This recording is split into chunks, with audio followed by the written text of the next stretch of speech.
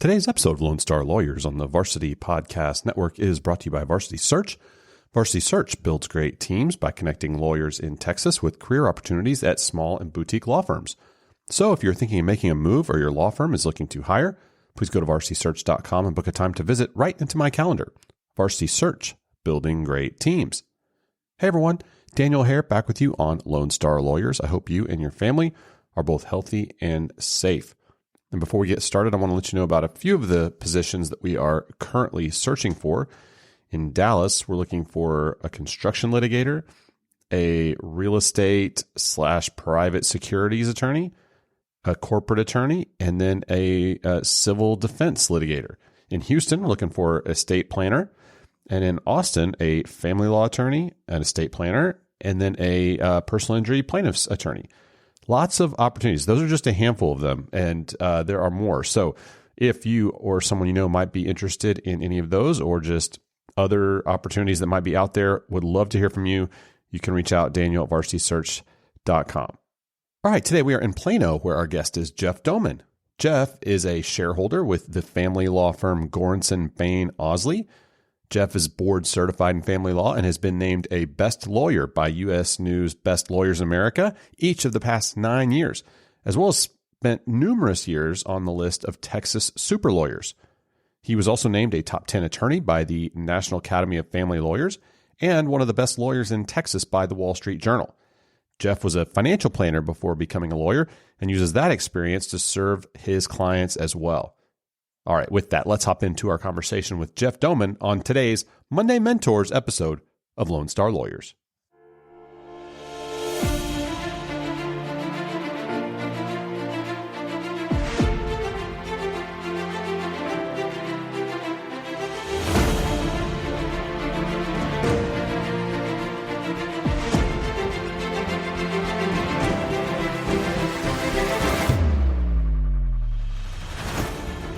All right, Jeff Domen joins us right now. Jeff, thanks so much for taking the time to come on the show. Hey, no problem. Thanks for having me, Daniel. I appreciate it. Well, I'm excited to get a chance to visit, and it's good to see you and catch up here a little bit. As we get started, why don't you share with us a little about your firm and about your practice and catch us up on what's going on with you? Sure, sounds good. Well, I am actually a family law attorney. I practice at the law firm of GoransonBain Ausley, and that's all any of us do here at GoransonBain Ausley. We actually have 3 offices. We have an office in Plano, we have an office in Dallas, and we also have an office in Austin.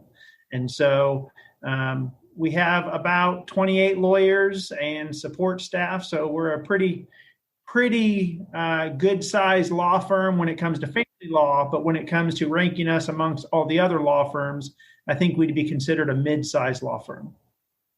Absolutely. Yeah, you're right. I mean, I think within the family law space, that would certainly be considered a large size firm. Absolutely. Something I like to ask the family lawyers that we talk with, because I do think there's a distinct difference between the way different firms operate and kind of who they cater to from a client standpoint, and also what type of approach that they have to family law cases. And it matters, especially for people listening, I think, that are thinking about if maybe they're already in family law or thinking about getting into it at some point, which direction they might want to go. And the 2 main buckets I kind of put it in, this is a very it's very simplified. So I feel like there are firms or attorneys that certainly focus more on litigation. I mean, there are litigators who happen to litigate around family law matters. And so they're kind of looking for those situations that are going to be tense and going to be a fight, that kind of thing. Others are kind of coming at it more from maybe like a social work type of mentality, and really working on kind of that counseling, helping someone get through a tough time and with as little, flair and as simple as possible. Try to spare everybody.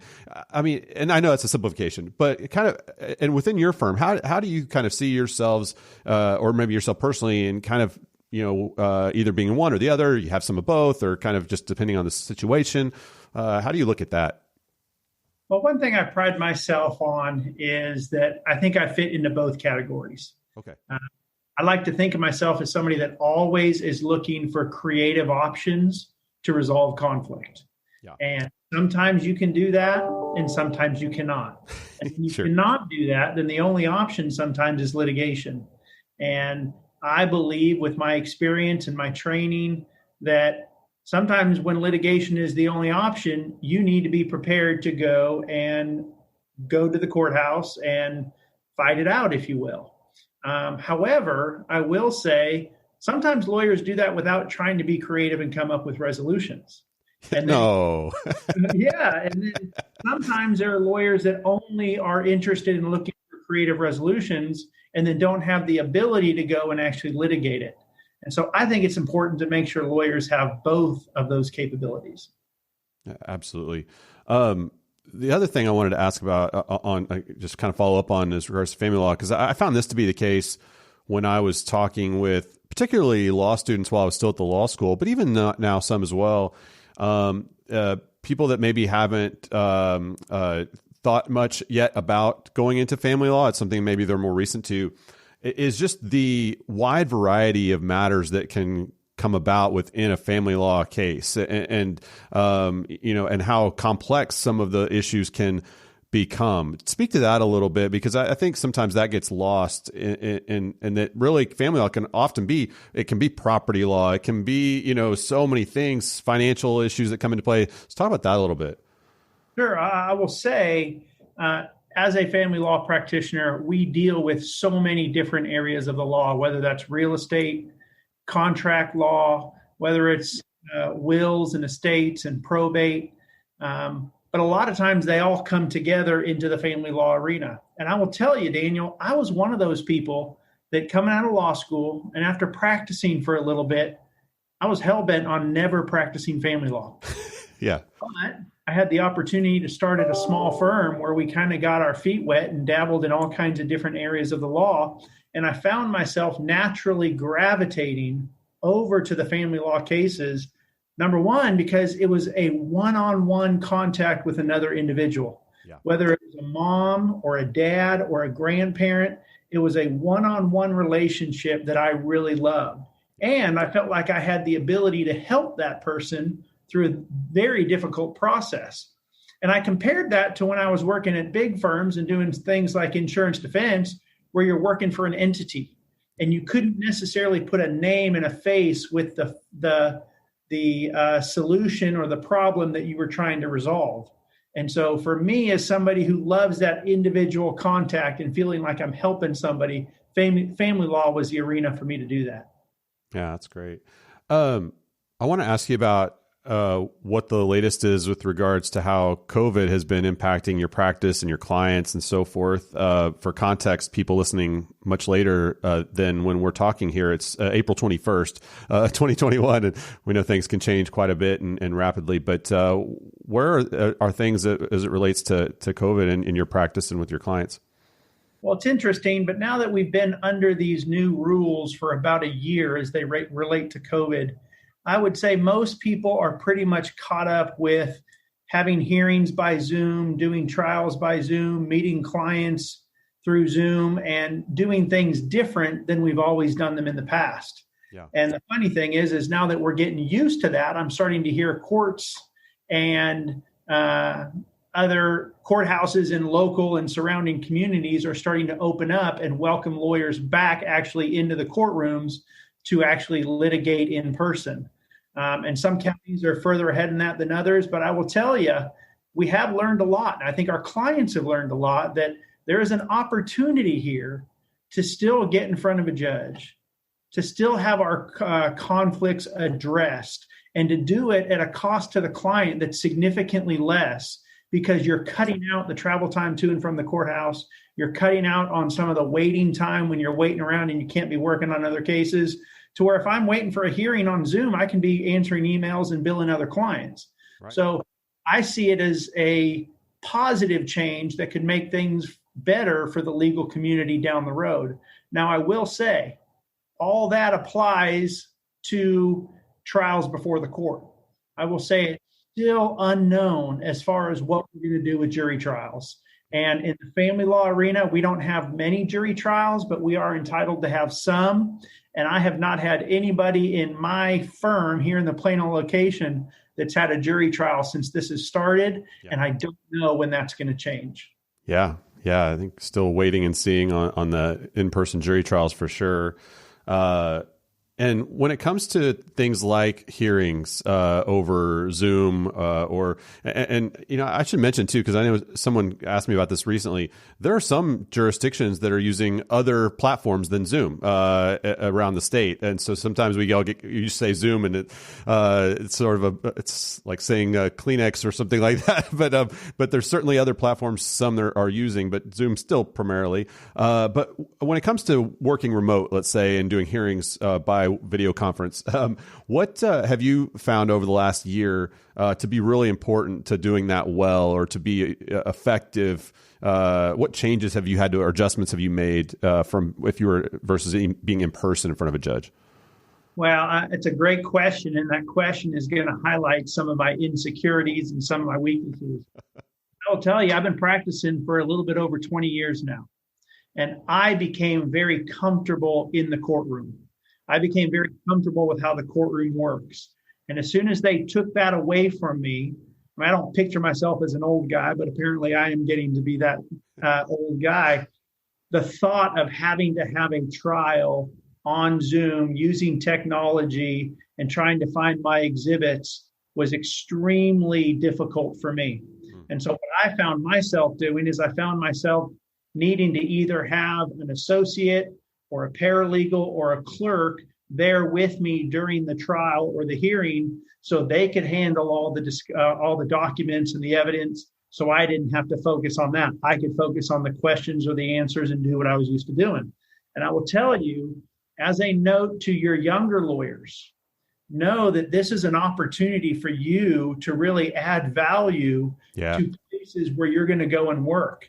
I promise you, you guys are so much more adept at the computer and accessing attachments and using Zoom. And so take advantage of that opportunity to use your experience in that regard to add value to any law firm that you might go and join and be a part of.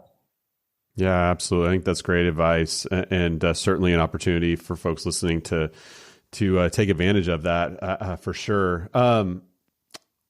Beyond COVID, what, and this may be dating back to, since everything's been about COVID the last year, seems like, so maybe predating that, was there anything going on within the family law bar or just within family law in general that was on your radar in terms of changes or just issues that were arising, maybe a new case law, or as we're in a legislative session now, is there anything going on in Austin right now that you're keeping abreast of that would impact the family law practice? Well, I wouldn't say it was so much tied to the legislature, but I will tell you this. We started to sense a clientele that was changing. A clientele that was wanting more for less. I think the days of lavish law firms with great big offices for the partners and real expensive waiting and conference areas for the client might become a thing of the past. Yeah. Because clients were wanting to come in and have access to their lawyer without paying a lot of money for it. And I think a lot of that is because of this whole idea of whenever you have a question, whenever you have a want, whenever you have a desire, the clientele is used to getting an answer immediately. They want the lawyer to be available to them 24 hours a day, 7 days a week. And if you're not, they will find somebody who is at potentially a lower rate. We have the competition with the Supreme Court initiating the family law forms. We have entities like LegalZoom that are coming out and offering their services. And so you have a clientele that's very educated and wants to know why they need to pay you the money that you're asking to give them a service that they might be able to get by using forms or using LegalZoom. And we have to have a compelling answer if we want to serve them as clients in the future. Yeah, wow, that's I'm glad you mentioned that, and it's something that, and it's funny, particularly around the issue you mentioned specifically of office space and that type of thing, because and I can combine the last two topics here. I think COVID too has been opening up everyone's eyes as to what do we really need when it comes to office space, or how do we need to have everyone office? Do we need everybody here? How much square footage do we actually need, and separate offices do we actually need? I think everyone's kind of going through that calculation moving forward now as leases come up and things like that. We'll see more of it. But then you combine it with this client issue as well and what they're looking for. It does seem like the physical space of the law firm and the law practice is sort of bullseye target for that, and what we're going to be looking at going forward from how we practice and what that looks like. I'll be interested to hear and see how that develops with space, physical space. And I would think that if anything, I think COVID was a great accelerator in that regard. Yeah. I think for a while, we've heard talk about offices getting smaller. We've heard about the concept of hot desks where you can go click in your laptop anywhere and get work done. We've heard about accessing files from a cloud. Well, what some people might have thought about doing over the next 3 to 4 to 5 years, COVID made everybody say, we have to get this done now, or else we're not going to survive. Right. And so law firms that were able to adapt and adjust and get all those programs set up quickly and efficiently, I think did very well through the initial lockdown and as we continue through COVID. I think law firms that weren't able to do that have struggled, and it's going to take them a while to get back on their feet. Yeah, absolutely. Well, switching gears a little bit, and I want to get some good advice for these lawyers listening here. And ask you about when you first started in practice, and what's maybe a piece of advice or something that you learned in those first few years that has stuck with you and you would want to pass along that's been important for you in your practice. Yeah, I remember a conversation I had with my first boss, and he's still a great friend of mine and one of my mentors to this day. But he talked to me about a great associate and how a great associate comes to a law firm, in essence, with their hat in hand, willing to do whatever it takes to help and get a job done and make sure the law firm and the partner is successful. And what I'm starting to see with younger lawyers that are coming in is I think we're getting a different approach. We're getting young associates or young potential associates that come in with a bit of a chip on their shoulder, a bit of entitlement. And I will tell you from a partner's perspective, that's not the sign that you want to share to a partner when you're looking for a job. I think we need to go back to the idea of, hey, I'm going to come in, I'm going to work really, really hard for you, and I'm going to make you a lot of money. And at the end of the day, hopefully this works out and I stay around long enough to where I start making a lot of money as well. But as soon as you get young lawyers that are coming in wanting to pay or wanting to make large amounts of money and have a great family life balance, that's a tough expectation to meet from a hiring perspective.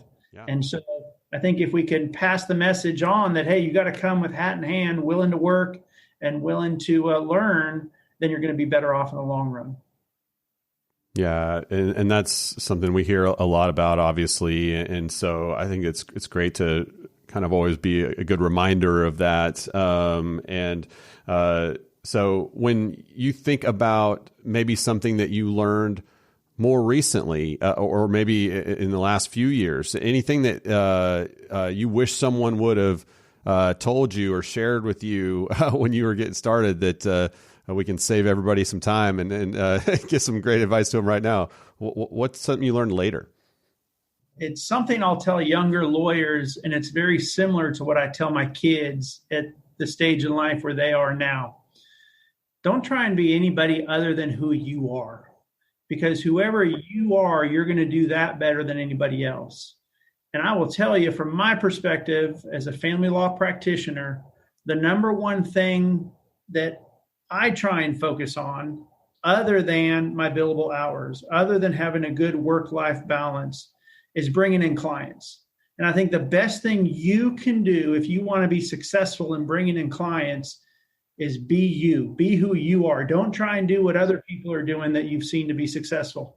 For me, I bring in clients by doing what I do well, which is I'm very active in my church. I'm very active in my children's lives. But while I'm doing that, I'm still a lawyer and I'm still making relationships and I'm still volunteering and working hard.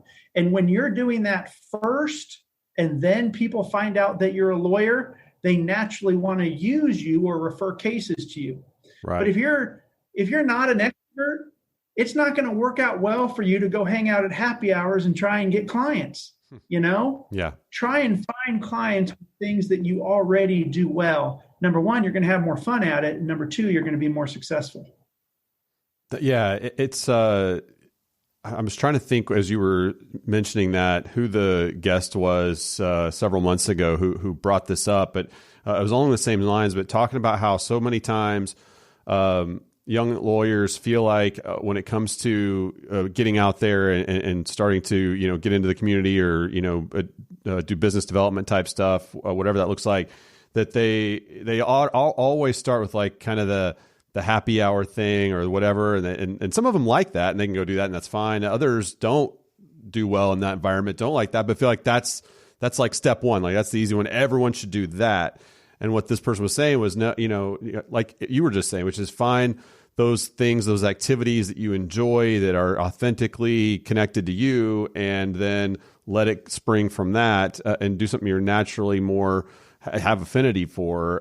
And I think that's such great advice and it's so liberating because it takes you out of the box of having to do, of putting everyone into, you got to do this. No, like everybody's going to do their own thing. And, but to your point, and to be more specific to what you said, I think it's really great, which is that, getting in there and serving and working and not, leading with, you're trying to develop business or get new clients, but just become known as someone that's involved and is a good person and is a hard worker in that element, whatever that is. And then the rest of it will oftentimes take care of itself. So I'm really glad you shared that. It's like that is a struggle for a lot of lawyers. I can add one more thing to that too, Daniel. One thing that's been very beneficial for me, and for me, I've always wanted to make sure I had a good work-life balance. And so when I would go to happy hours, which I love doing because I'm an extrovert, I always found that took me away from my family. Mm-hmm. So what I started doing many, many years ago was I started going to happy hours with my wife. Number one, it was great because we were together. Mm-hmm. Number two, it was a cheap date. Typically you get free alcohol and I didn't have to buy it for my wife. And when you're a young lawyer, you're trying to sure. cut costs. I totally get it. But I'll tell you the other thing it did. The other thing it did is it didn't pull me away from the happy hour scene because I felt like I needed to balance getting out and marketing and being with my wife. I could stay there and enjoy time. Plus, my wife's an amazing person. And she had the ability to connect with people that I wasn't able to connect with. Yeah. I will tell you, because we started so long ago with Melanie going to happy hours and bar functions with me, she goes now, not because I want her to go, but because the people we've met and got to know over the years, she now considers them friends as well. Yeah. And when I show up and Melanie's not with me, they all ask, hey, where's Mel? Why isn't she here this time? Right. And so it's been a decision we made a long time ago that has really worked out well for me. Taking a sidestep with that is for the people listening that aren't married or are single right now, like grabbing a friend to go with to one of the functions oftentimes is, I think, a really good help in terms of kind of some of the reasons that you said, which and allows for a little bit more comfort. Someone that's maybe even a little bit different from you that can connect to different people and can open up conversations. It's just always usually more fun to go to something like that with someone, even if it's just as a friend or whatever. And I think it just helps alleviate a lot of the awkwardness of going in like solo into another conversation and trying to break into it, that kind of thing. So having another person with you definitely, I think, is a good strategy for happy hours, particularly if it's something that's not your strong suit and you just feel like you got to be there for whatever reason. I think it's definitely helpful. So that's great stuff. When you're, hiring an associate, go through the process of looking at resumes and conducting interviews, what are some of the key important things that you're looking for to identify whether or not they might be a potential fit with you and your firm? It's a great question. And I will tell you from one of the partners that's involved in the hiring committee, you young lawyers need to know we hate the hiring process. It is an absolute beatdown. We hate reading introduction letters. We hate reviewing resumes. To us, it is a total time suck. And it's one of those things, we need an associate. We need to get this done. And it feels like we're constantly spinning our wheels and not making progress. And I will tell you, the biggest thing that you can do is to be different from everybody else. That's what's going to help you stand out. And you have to walk into an interview like you own the place. Now, I say that, and I hesitate to say that because I don't want you walking in with a chip on your shoulder. And I don't want you walking in there like you're cocky. You got to walk in there with a sense of humility. But I am looking for an associate that I can hand off a case, and I know that it's going to be taken care of. And I need that associate to be able to sell peace of mind to my clients, because the worst thing from my perspective is when I'm handing off cases to an associate and that case comes back to me, or that client is calling me because they're unhappy. Yeah. And so from the beginning of that interview, you have to be able to sell peace of mind to the interviewing attorney that you can take a case and run with it. And I will tell you, if you're a young lawyer, that's hard to do. That's really hard to do if you haven't had clients of your own, if you haven't had your own cases.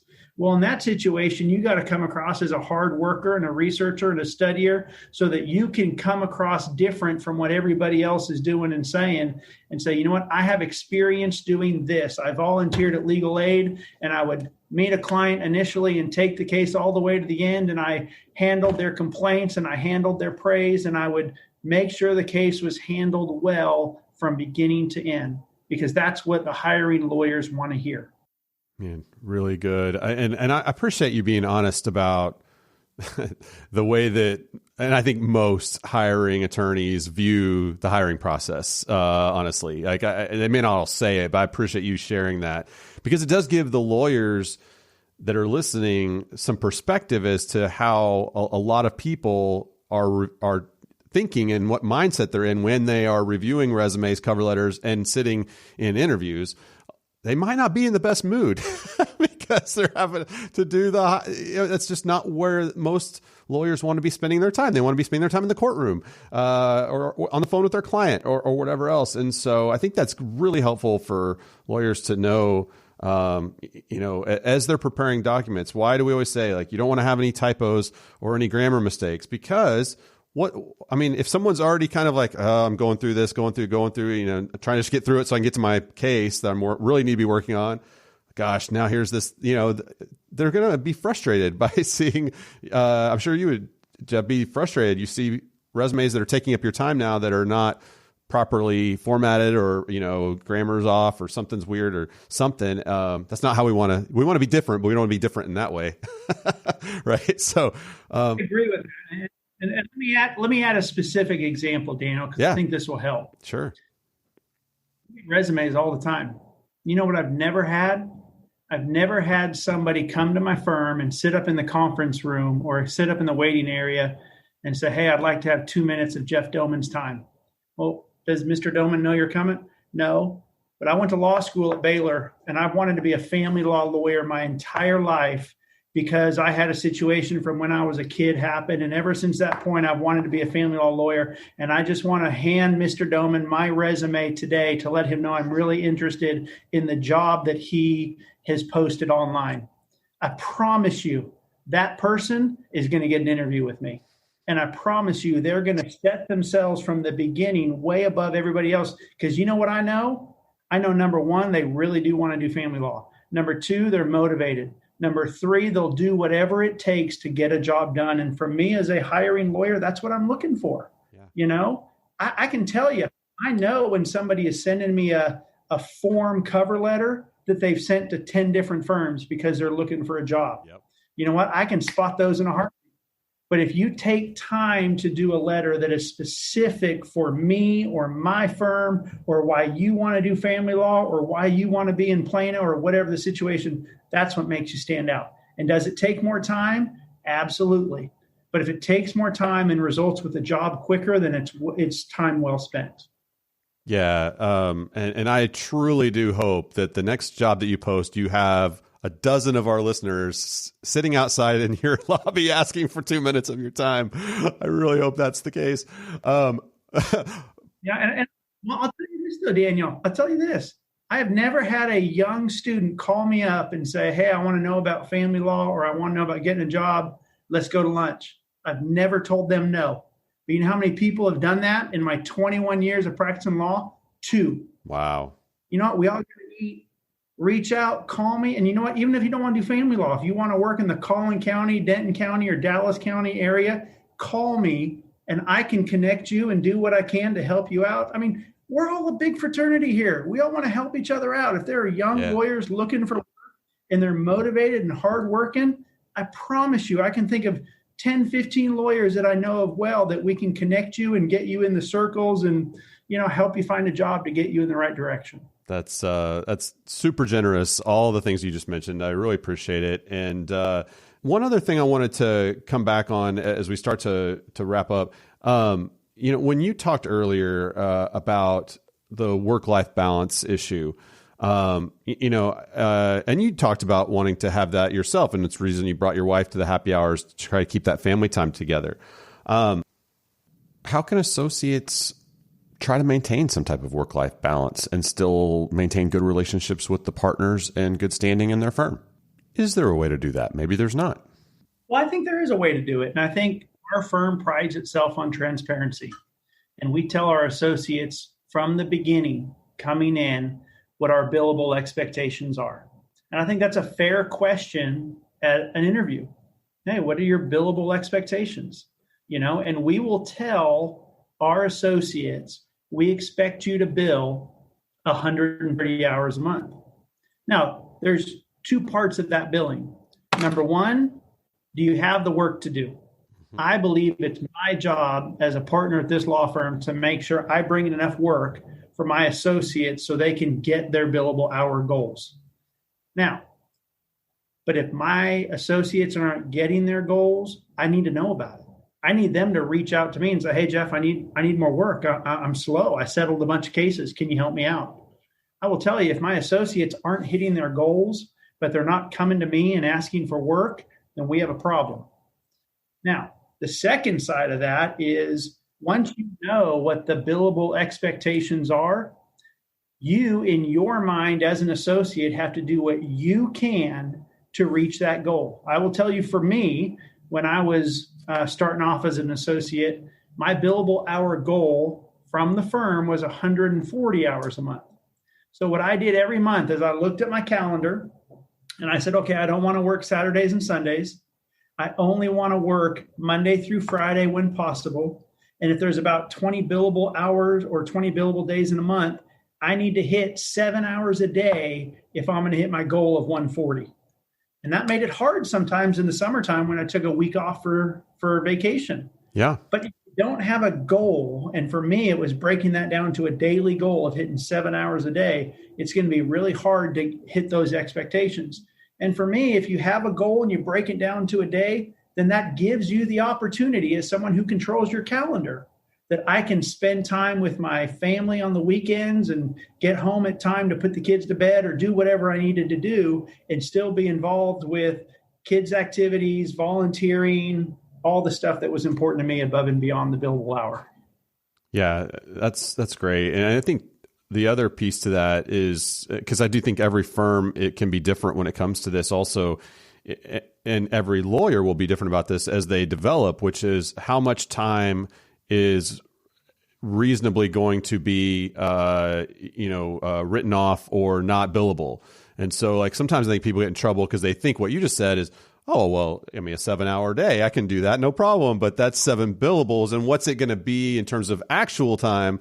when you factor in other pieces that are not billable on top of that, and then what does your day look like, right? So, and every firm and every lawyer may have a different, it's just the way it goes. Like every situation is different. And so I think that's, it's really good to be thinking through that and looking for, opportunities to craft and create a schedule that works and still meets the goals, which I think we're getting more used to that now, especially the flexibility of when you do those hours, how you do those hours, I think is getting better as opposed to maybe where it used to be. So I think attorneys now do have some of those flexible options. I would agree with that. Okay. As we wrap up, is there anything that we haven't talked about or we haven't gone deep enough in that you would want to mention before we finish with our rapid fire questions? Well, I think the best thing that I can advise to younger lawyers is to make sure, number one, you get a mentor. Whether that's a mentor that is active at the firm where you're working or whether that's a mentor at a different firm. I think it's very important to have a mentor that you trust and you can bounce ideas off of. We have a mentoring system here at GoransonBain Ausley. And I will tell you, earlier I talked about, desire and drive and handing off cases and not getting, cases turned back to me. I also want to say there's a balance between asking questions and asking good questions. And I think if you have a mentor, set up either a weekly or a bi-weekly meeting with that mentor to where they can carve time out on their calendar and meet with you to talk through your questions. Hey, how can I meet my minimum billing requirements? Hey, what do I need to do different to make sure my time doesn't get written off? So on and so forth. So number one, set up a time with your mentor on the calendar to talk through your questions, which I think is different than just popping in and asking questions as you have issues. Sure. But when you ask questions to senior partners, do some research yourself. Don't become the person that doesn't want to research or doesn't want to look at things and you're just constantly coming in and asking questions. Do the thought process, do the research beforehand, and then come in and ask the question of, hey, this is the issue. This is what I've considered. Am I on the right path or should I look at it a different way? And I think those are the kind of questions that are going to get you going in the right direction. Great stuff. Well, all right. Rapid fire questions to end our time. One word, one phrase, one word answers. And let's hop into those. Name one trait or characteristic that you most want to see in an associate. Hardworking. Awesome. What habit has been key to your success? Gosh, it's supposed to be rapid fire. And the key to my success? Yeah. Oh, I've been blessed by the Lord. I can say that. Leave it at that. All right. Your favorite app or productivity tool? We use Centerbase, so I really like Centerbase. That helps me a lot. Yeah. Several have mentioned that one for sure. All right. A new addition. Your favorite pen. What is the pen of choice that you like to use to write with? It's called an Arteza, I guess you call it. It's a blue felt tip pen that I love. So. Awesome. I feel people love their pens. So I like this question. It's been good. Your favorite social distancing activity? Oh, I like to hunt. Nice. All right. Awesome. Find myself away from everybody else and enjoy the silence. It's good. For sure. There you go. All right. And lastly, your favorite legal movie? That would be I Am Sam. It's a movie from about 20 years ago. About a custody case with a special needs man and his daughter that I love it to death. So that's a good one. Yeah. Awesome. Good one. Yeah. I'm trying to think. I don't think anyone's mentioned it yet. So I love getting new movies added onto the list here. So that's great. Good. Jeff, thank you again so much for taking the time to come on the show. I know you're real busy, so I appreciate you doing it. And I know the folks listening do as well. So thank you so much. Well, no problem. I was happy to be here. I'm honored that you even asked me. And I stand by what I said earlier. If there are young lawyers out there wanting to meet for lunch or just talk about the legal career or want to somehow get in the door of the new job, I'm happy for them to reach out to me on my website or to call me on my cell phone and talk through it. I'd be happy to do that. All right. My thanks again to Jeff Domen for joining us on the show today. If you enjoyed this episode, would you consider doing two things for me? Would you subscribe so you don't miss an episode?